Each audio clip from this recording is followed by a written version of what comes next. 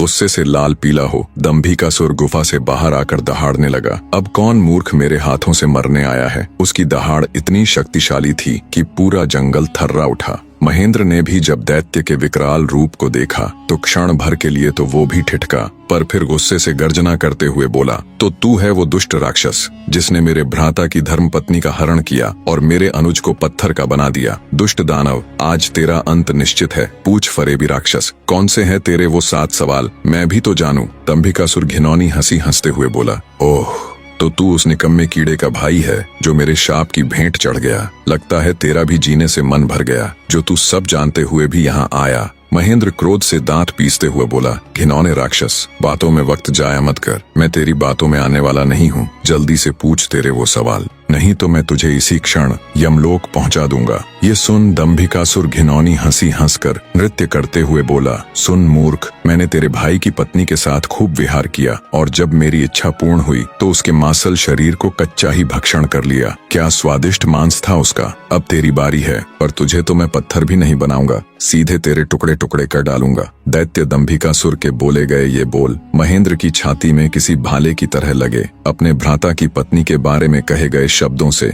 उसके तन बदन में आग लग गई। सब कुछ अच्छे से जानते हुए भी महेंद्र अपने ऊपर काबू नहीं रख सका और दैत्य दंभिकासुर को मारने के लिए तेजी से उसकी तरफ लपका। जैसे ही उसने दैत्य के ऊपर अपनी पूरी ताकत लगा तलवार से वार किया, वैसे ही अपने भाई की तरह पल भर में वो भी पत्थर का बन गया। उसके पत्थर का बनते ही दंभिकासुर हंसते हुए बोला, तुम दोनों भाइयों की किस्मत में यही था कि तुम दोनों युगों युगों तक मेरी गुफा के प्रहरी बनकर रह जाओगे। इतना बुदबुदाकर दंभिकासुर अपनी गुफा में जाता है और राजकुमारी चंद्रकला को भी ये सब बता देता है और कहता है, तेरे दोनों रक्षक तो मेरे सामने ढेर हो गए, अब तू किसकी आस लगाए बैठी है। मूर्ख स्त्री। राजकुमारी चंद्रकला के रो रोकर आंसू सूख चुके थे। अब बचा था तो केवल क्रोध और ज्वाला। जलती हुई आंखों के साथ गुस्से में दहाड़ती हुई राजकुमारी बोली, दुष्ट राक्षस, तू क्यों इतना खुश हो रहा है। मुझे तेरा अंत साफ नजर आ रहा है, देख मेरी आंखों में। राजकुमारी चंद्रकला के तेवर देख और उसकी बात सुन दंभिकासुर विचलित सा हो जाता है और बिना कुछ कहे ही वहां से चला जाता है। उधर लखन महेंद्र के घर में तो लखन के न आने से पहले ही मातम पसरा हुआ था।